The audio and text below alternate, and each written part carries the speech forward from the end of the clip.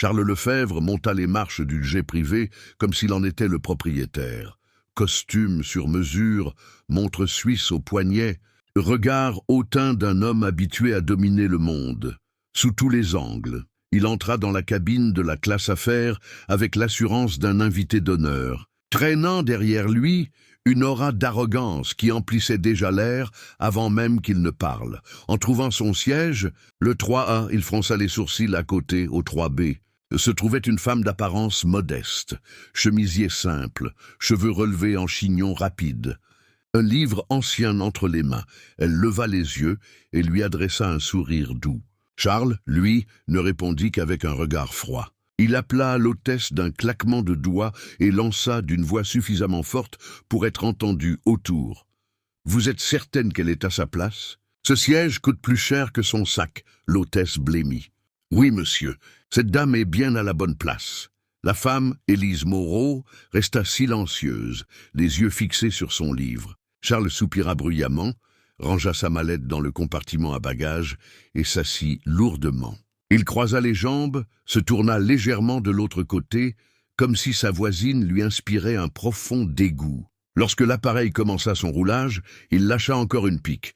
Aujourd'hui, n'importe qui se croit à sa place partout. Élise ne répondit pas. Elle tourna calmement la page. 30 minutes passèrent, ponctuées de gorgées de vin et de remarques méprisantes. Certainement un billet gagné à un tirage au sort sur Internet. Ces gens adorent dire qu'ils ont voyagé en business. Puis il se pencha vers elle. « Combien avez-vous payé ?» Ou bien c'est un cadeau d'un riche admirateur. Élise referma son livre, le regard posé et la voix tranquille. « Je l'ai payé avec mon travail, monsieur. » Un murmure parcourut les sièges voisins. Charles eut un sourire narquois. « Du travail ? Quel genre de travail permet à une femme comme vous de voler ici ?» Elle détourna le regard vers la fenêtre. Il leva les yeux au ciel, exaspéré, et demanda une autre coupe. Son arrogance coulait comme le vin qu'il buvait. Mais le silence d'Élise n'était pas une soumission, c'était un choix. Et ce choix allait bientôt tout changer.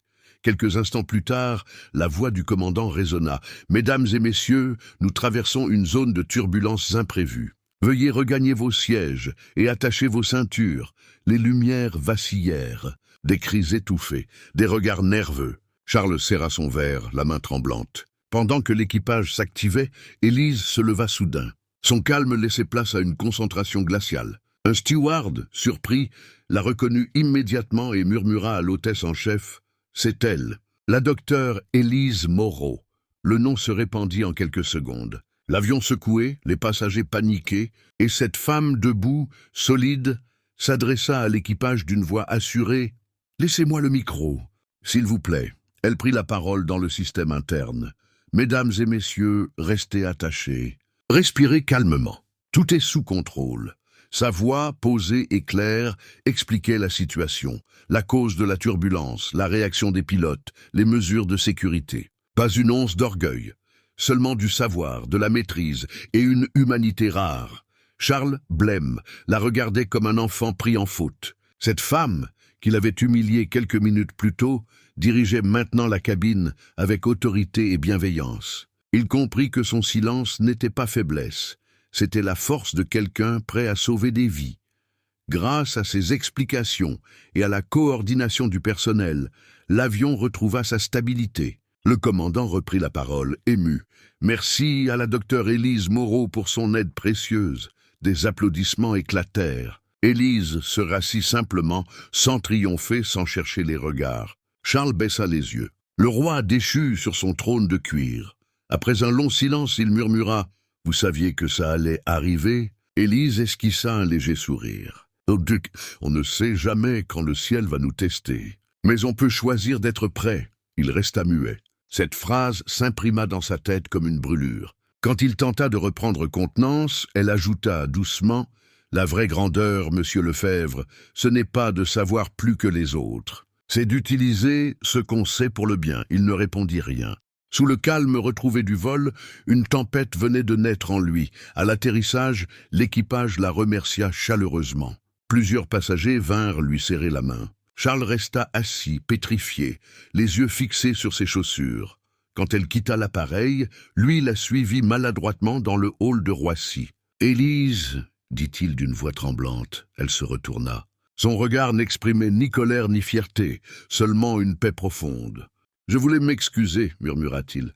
J'ai été odieux. » Elle répondit simplement. « Ce qui définit un être humain, ce n'est pas ce qu'il fait quand tout va bien, mais ce qu'il choisit de faire quand tout vacille. » Et elle s'éloigna, légère, tandis qu'il restait là, cloué par sa honte. Quelques heures plus tard, une photo d'elle circulait déjà sur les réseaux, la passagère qui a calmé tout un avion. L'histoire fit la une des médias.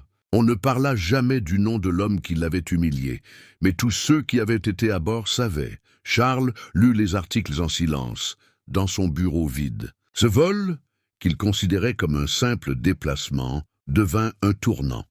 Parce qu'Élise Moreau n'avait pas seulement aidé à stabiliser un avion.